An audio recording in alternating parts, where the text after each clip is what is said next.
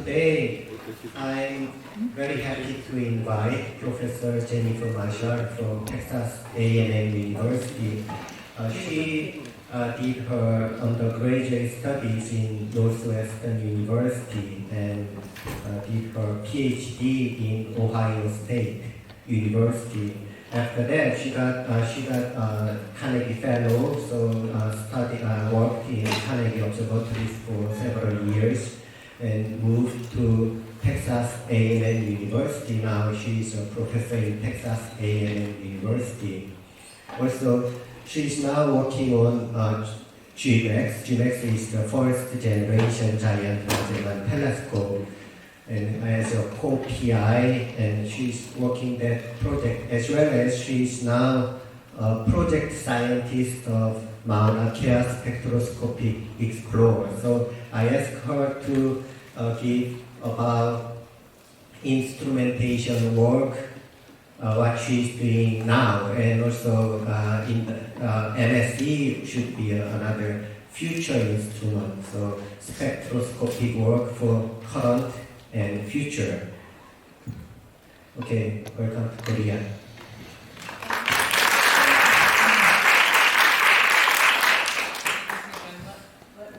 Can you hear me?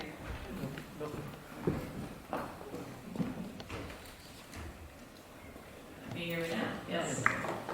Great. Thank you very much for this nice introduction, and thank the organizers especially for inviting me and allowing me to give this talk at your national meeting. It's a real pleasure to be here. I've had a great visit so far this week, and I'm looking forward to a few more days of talking to you all while I'm here in Korea.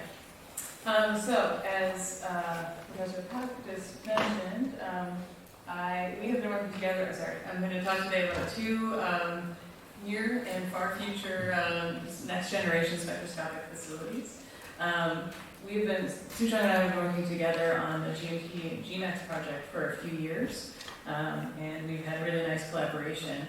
And I think that both the GMT project and the MSE project going forward have great opportunities for more collaborations between Korea and the US and other international partners in both of these projects. So I'd be happy to talk to anyone who's interested in collaborating on either of these projects, either scientifically or developing the instrumentation for the projects.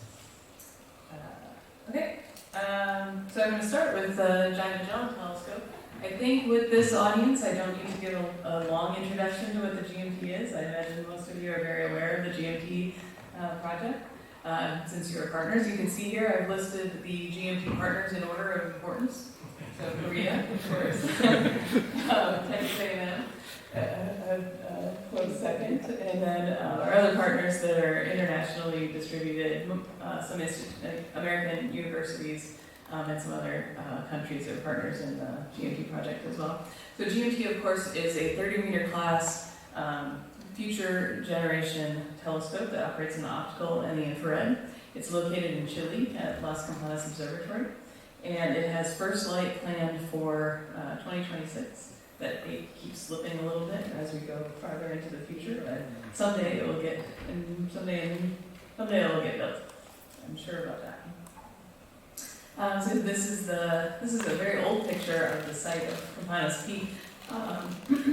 The former director of the project always showed this picture when he came to Texas because he thought that the dead animals reminded him of Texas and the wild cowboys in Texas. So I don't know.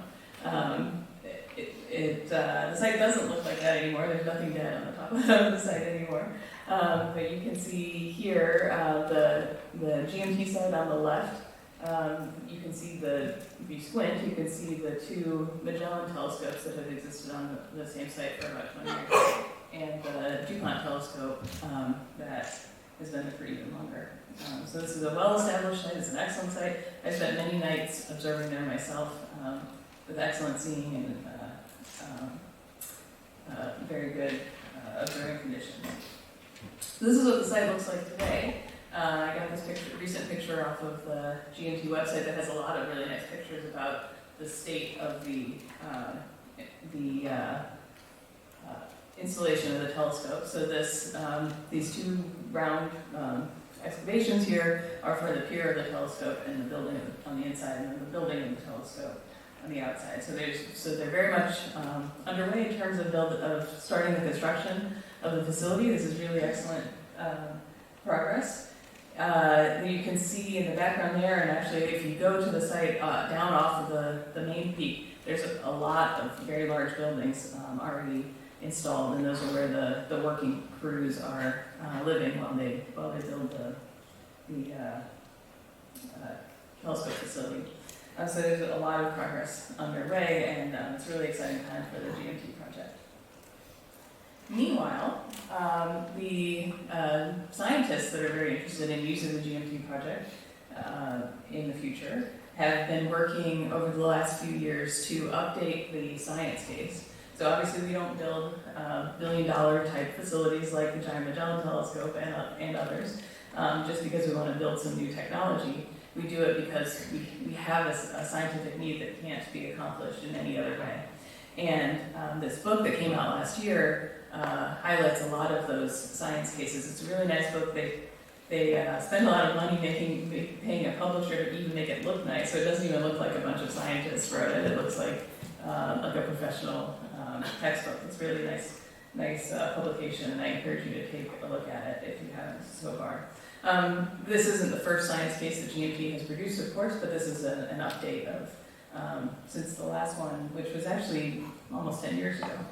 So it's a really nice refresh of the science case saying why we still need to build the Giant Magellan Telescope. So just for a little bit of a reminder of what the GMT telescope looks like, it's like I said, it operates in the optical and infrared wavelength regimes. We call it a 30-meter class telescope, so we can put ourselves in the same category as TMT and ELT. We're the smallest of the three telescopes, of course, with a 25.4 meter diameter. That's okay, we're going to be the most efficient telescope. And I think we'll compete very well with the other two 30-meter class telescopes. The primary mirror and secondary mirror are both segmented, so we call it a double segmented mirror. And you can see here that the primary and secondary mirror segments are paired 1-to-1, so the light from one primary mirror goes to one secondary mirror segment, and then is reflected down through the hole in the central primary mirror.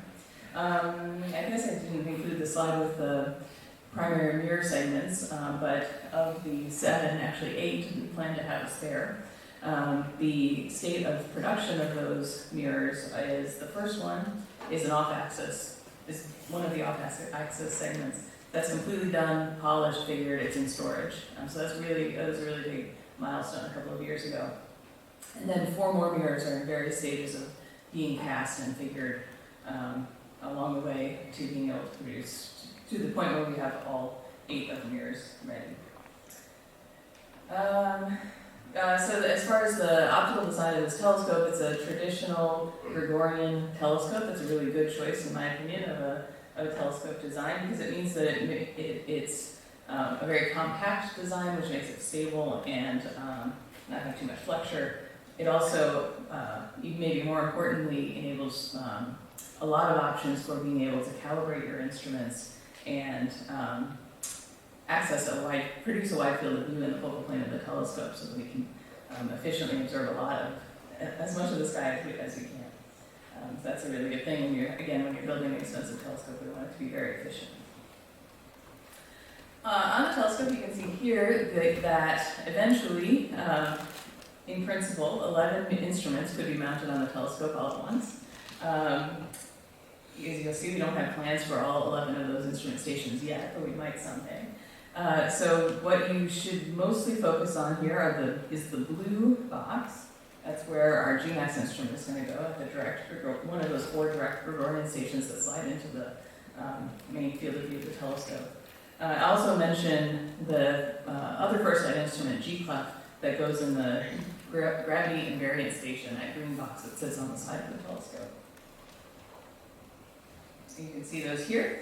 So these are the first generation instruments, GClef. GClef is a very high resolution, very highly stabilized instrument. it's installed in this isolation chamber, as you can see.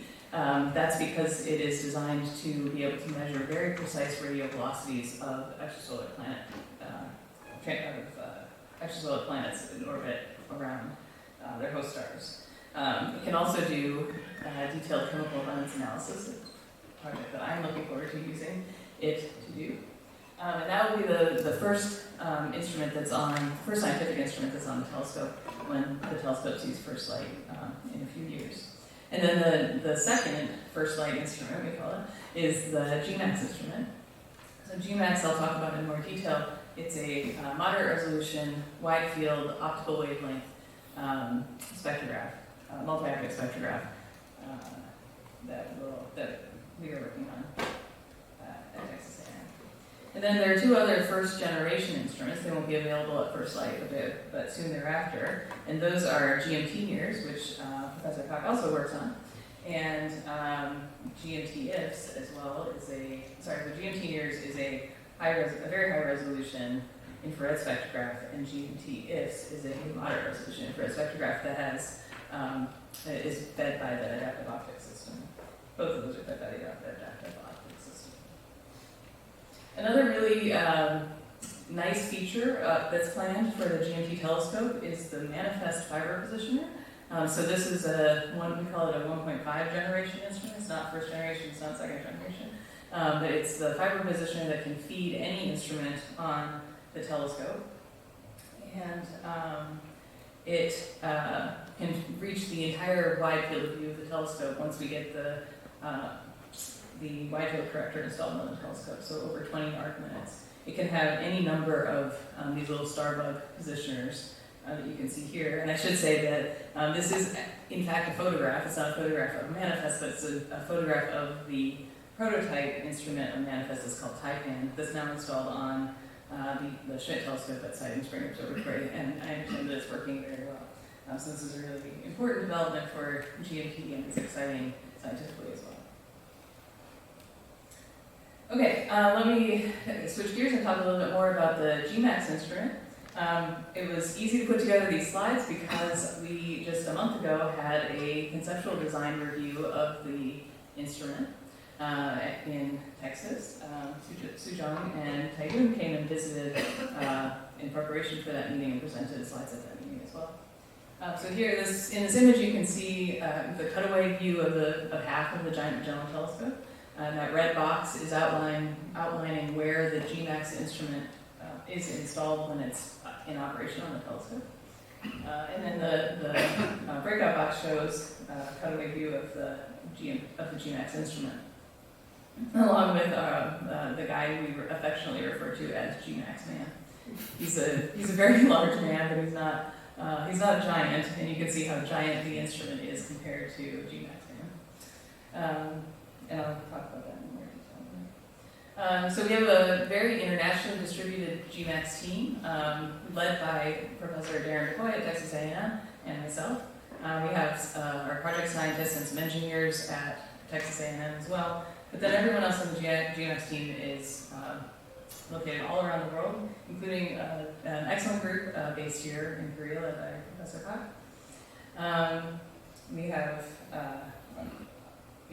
We have our systems engineering team is based in Brazil, our optics team is based in Brazil and Australia, our detector development team is at Arizona State, and then we have a lot of help from other people around the world, as you can see on the right here. So just briefly, as I said, we don't just build new instruments because we like to develop technology.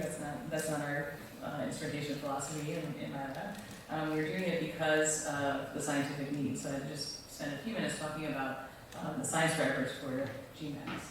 As I said, it's very much a general use spectrograph. It is its main science goal, and no matter what field of astronomy we're talking about, is to be able to observe the faintest objects possible. So we want to make best use of GMT's large field of view, large collecting area and wide field of view, and make sure we're not throwing away any light, so as I said, we can compete with TMT and ELT, and be able to study the faintest objects in the universe. the way that I like to think about why GMACS is so important right now and what kinds of science we're going to very likely be doing with GMT and GMACS when it comes online is in the context of current generation imaging surveys like the Dark Energy Survey. I've been working on that for several years recently, and in future LSST. These wide field imaging surveys have and will continue to find all kinds of really interesting objects that need to be studied spectroscopically, and GMACS is going to be the perfect tool to do that. So to compare to LSST, as you can see here, our goal is to be able to take a spectrum of any, we will be able to take a spectrum of any object that's imaged by LSST. Our goal is to be able to do that in 1 hour. I think that's very feasible, eventually feasible goal. So here you can see a list of our science drivers for GMACS. I don't really expect you to read all of them, but you can imagine that an instrument on a general purpose instrument on a big telescope like GMT can basically do any kind of science that you want to do in ground-based optical wavelength spectroscopy. Everything from studying extrasolar planets, of course, to my favorite dwarf galaxy kinematics and chemistry of nearby galaxies, to the most distant galaxies in the universe. We'll be able to take spectra of all of those, and many of those at a time, and be able to do a lot of science that is not currently able to be done by any existing facilities today. So here's a view of the GMACS instrument. You can see this is GMACS as it's installed on the telescope. At the top there you can see, the where the slit mask is inserted into the instrument. We use a slit mask so that we can maximize throughput. Other ways to select objects to be studied are less efficient than slit mask in the spectrographs, and we do that. We have all refractive optics, again, to maximize throughput. We have only one fold of convenience. This is a very large instrument, so we had to fold it one time to make sure that we could fit it inside the telescope, or underneath the telescope. But for the most part, we have very much a maximized throughput in the optical system. We have, similarly, for the same reason, we have 2 channels, a red and a blue channel, to maximize throughput. That allows us to have simultaneous wavelength coverage over the entire optical window from 320 nanometers out to 1 micron in the low resolution mode. And we use volume phase holographic gratings because they're also very efficient. As I said, we've been fortunate to be working for several years with Sujong Hak's group here in Korea, who they are leading the software development for the instrument. What you're looking at here is 2 slides that were presented at our conceptual design review a month ago, and highlighting the parts of the entire GMT software plan that are related to GMACS, and then how GMACS software interacts with the telescope control architecture. And this is work that is being done here based on GMACS, related to the GMACS instrument. I didn't take the opportunity to highlight all of the other parts of both GMT and GMACS and other instrument software that are also being worked on here. But there's some posters out in the lobby that you can look at and talk to the students who are working on those projects as well. So I have, I'm pleased to be able to give you this kind of brief overview of the GMACS instrument. If you have questions, I'm very happy to answer them. You can go look up more details in our 2018 SPIE papers. We'll have many more updates in our SPIE papers for next year. We're very much looking forward to coming over here to Japan for that meeting. And we have on our website, we have all of those papers available and a lot more details about this and other projects we're working on. Okay, so now I'm going to switch gears to an even more future instrument project that I've been working on for the past year. So in January, I became the project scientist of the Mauna Kea Spectroscopic Explorer project, and I'm pleased to have this opportunity to introduce this relatively new project to all of you as well. I like to call this the future of massively multiplex spectroscopy. GMACS will be able to take a lot of spectra, but it's not quite massively multiplex, it's certainly multiplex. MSC, as you'll see, is very massively multiplex. So the MSC project is coming out of the Canada, France, Hawaii telescope that has been installed on Mauna Kea Observatory in Hawaii for 40 years. They have had a long and strong history of involvement and inclusion in the Big Island of Hawaii, and although there are, as you may have heard in the news, there are a lot of problems right now with the TMT conflict with the Hawaiians. We are looking forward to addressing that issue in a very different way, in a more respectful way than has been dealt with by the TMT project in the MSC project. One way that we're doing that is to minimize disruption to the site. We plan to take the CFHT telescope over the next 10 years, just remove the dome, remove the 3.6 meter diameter telescope, and replace retain the pier and the structure of the lower structure of the building, and replace it with a much larger telescope inside a dome that's about the same size. And so in the end, when you're standing on the beach in Hawaii and you look up at the mountain, you will hardly even notice that dome has changed in any way. That is a strong goal of this project. So the MSC partners that we have right now are, maybe not surprisingly, Canada, France, and Hawaii, partners in the CFHT telescope, but also institutions in the countries of Australia, China, India. I updated this slide since I gave this talk at CASI on Monday. Texas A&M last week, 2 weeks ago, officially joined as a partner. I'm very pleased, of course, to see that development. But we also have observer institutes. Texas A&M was an observer until just recently. We have observer institutes of NOAO in the US. I guess NOAO doesn't call itself NOAO anymore. They call themselves NSF's Astrolab. Strange. But I think we all know what NOAO is better than the new name.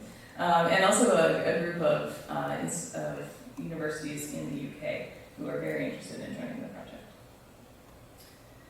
So you can see here the conceptual design. So before I joined the project, just before I joined the project, our very international group of scientists and engineers. We have right now 400 scientists on the science team and 100 or so engineers distributed all around the world.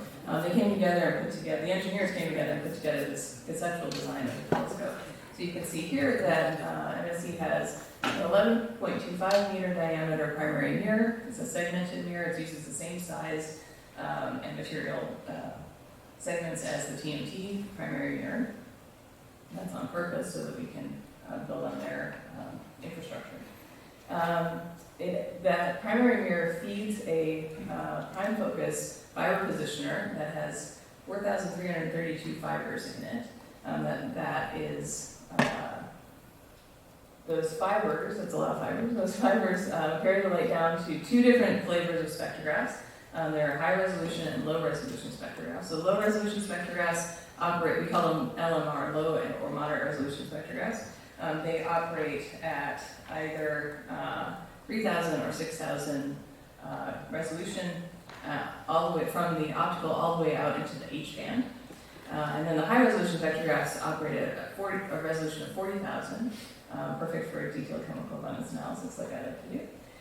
Also precise radio velocities. And they operate in 3 very narrow wavelength windows in the red, green, and blue regions of the spectrum. I like to highlight especially that MSE is an instrument that is not completely unique. There are other projects that are similar to MSE on smaller telescopes today, like DESI and WEAVE and Foremost. There will be similar instruments on very large telescopes in the future, like PFS on Subaru. But unlike all of those other facilities, MSE has a very large telescope feeding its fiber positioners, and it's a completely dedicated survey facility. So we don't have to share our telescope time with any other instruments. That's a key feature of our plans. So here you can see a movie flying you through the conceptual design of the facility.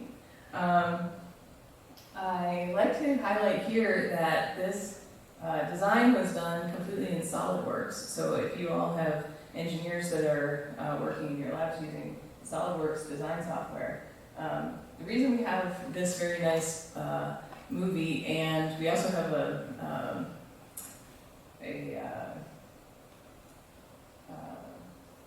we've done a lot of work with the SolidWorks team. We competed and were awarded the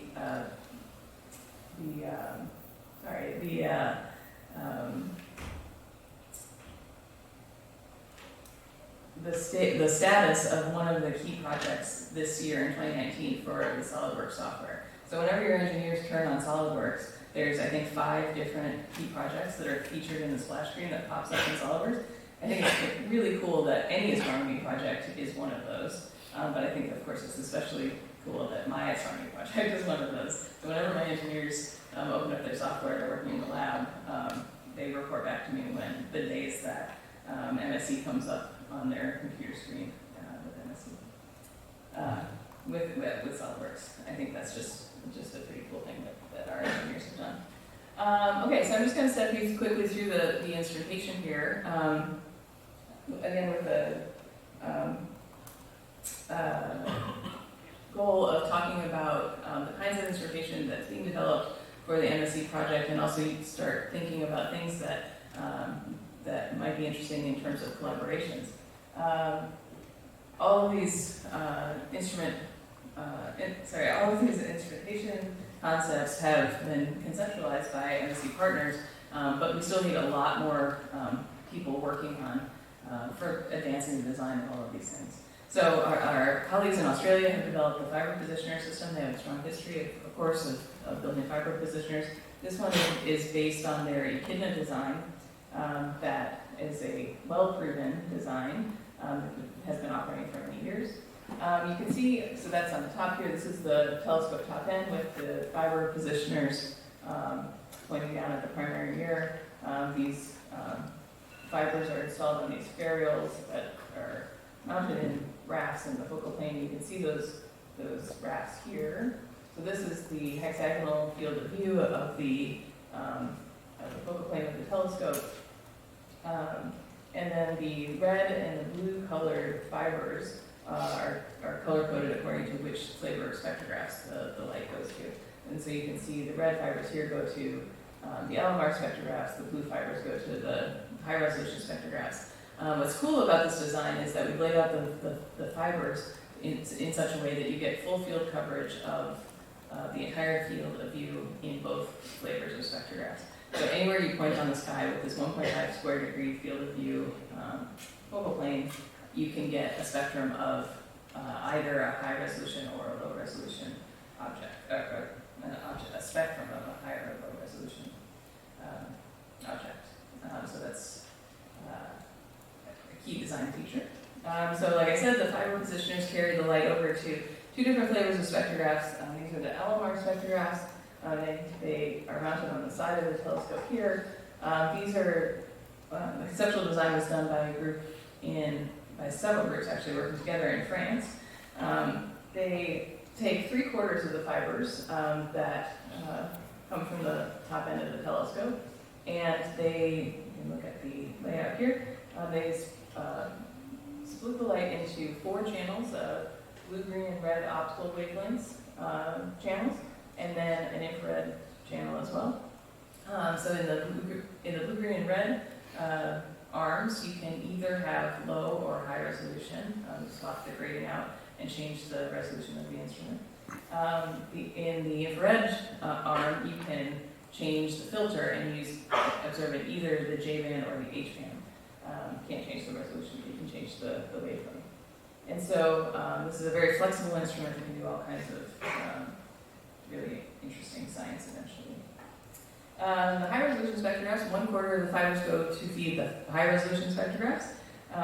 Those are installed in the basement here. There's actually 2 high resolution spectrographs down there. They take 500 or so fibers each, they split them. Just like I said for the GMACS project, we're not going to spend, at least in the case of MSC, it's not $1 billion. We're not going to spend $500 million just because we want to build a new telescope. We're doing that because we have science that we need to do, and it can't be done by any other existing facility. So in the case of MSC, we have as I said, 400. When I came to Korea, we had a 401-person science team, and as a result of talking to people over the last few days, I'm pleased to say we now have a 406-person science team. So excellent growing participation in Korea. I'm really pleased by that.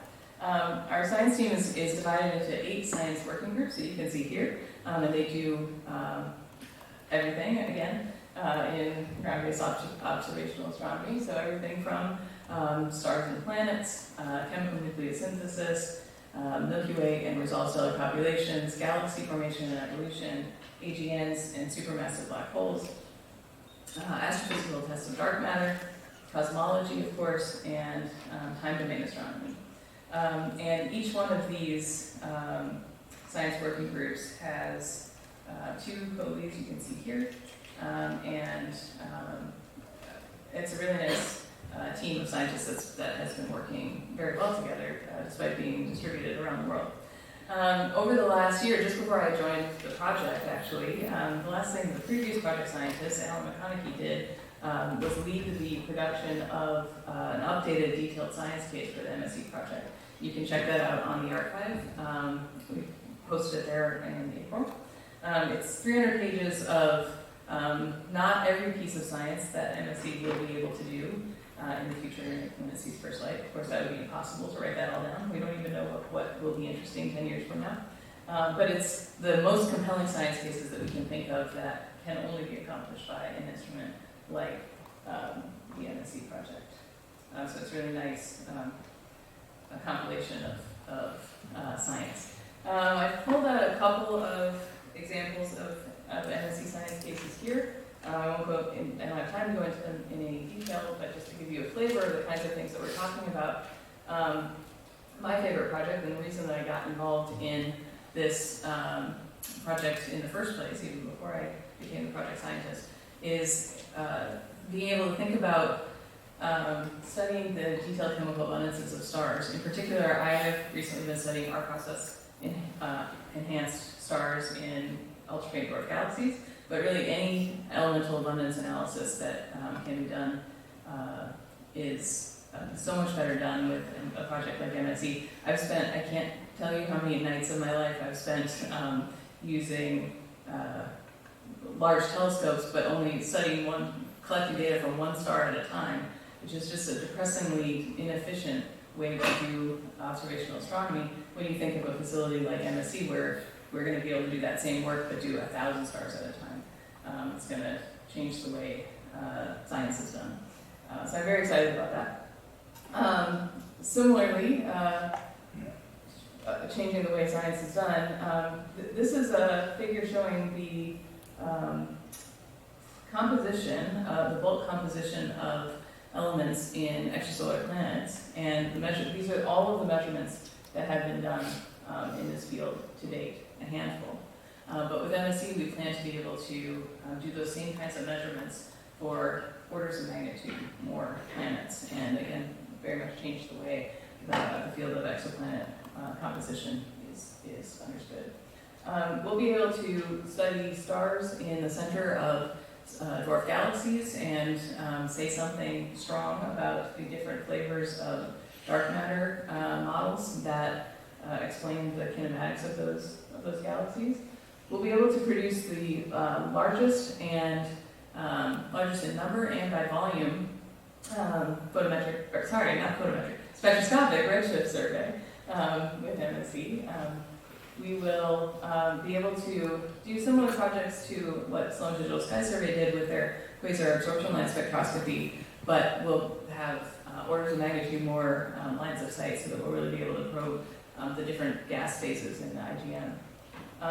And then I think, even though it's not my field, one of the most important science case that we'll be able to do is related to cosmology and studying the non-Gaussianity in the early universe and being able to measure the mass of the neutrino.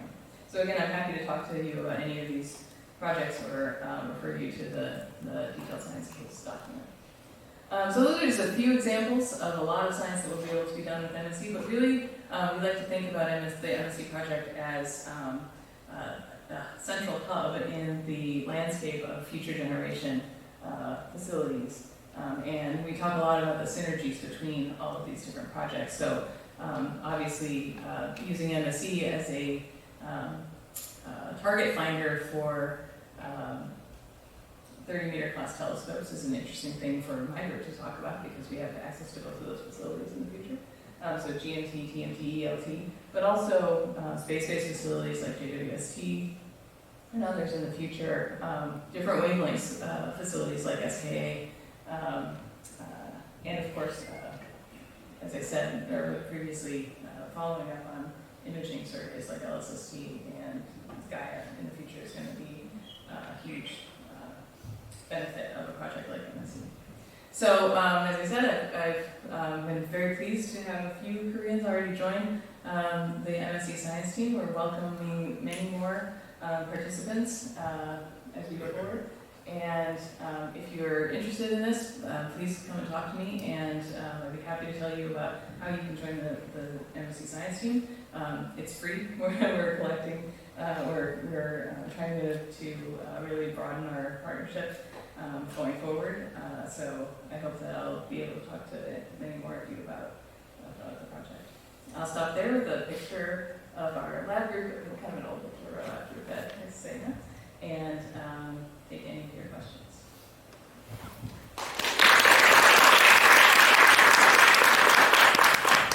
Okay, any questions? Yes, Ozan. Thank you. So I remember there was some discussion on the near-infrared capability for GMACS. So I wonder whether there is still a possibility or not. Oh, for GMACS. Yeah. Yes, we have gone through several different conceptual designs of this instrument. And you're correct, the last flavor of GMACS had not very much blue sensitivity, but it did go into the J&H band. We're not currently planning to do that. And we currently do not even plan that as an upgrade path in the future. I'm sorry to have bad news for you, but no, we're not doing that. GMT has asked us to change gears and push it very far towards the blue. So we go all the way down to 320 nanometers now, but we don't go into the infrared at all. Other questions?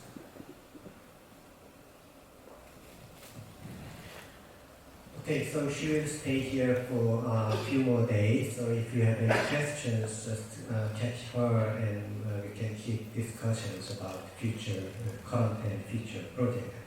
Okay, thank you again for your talk.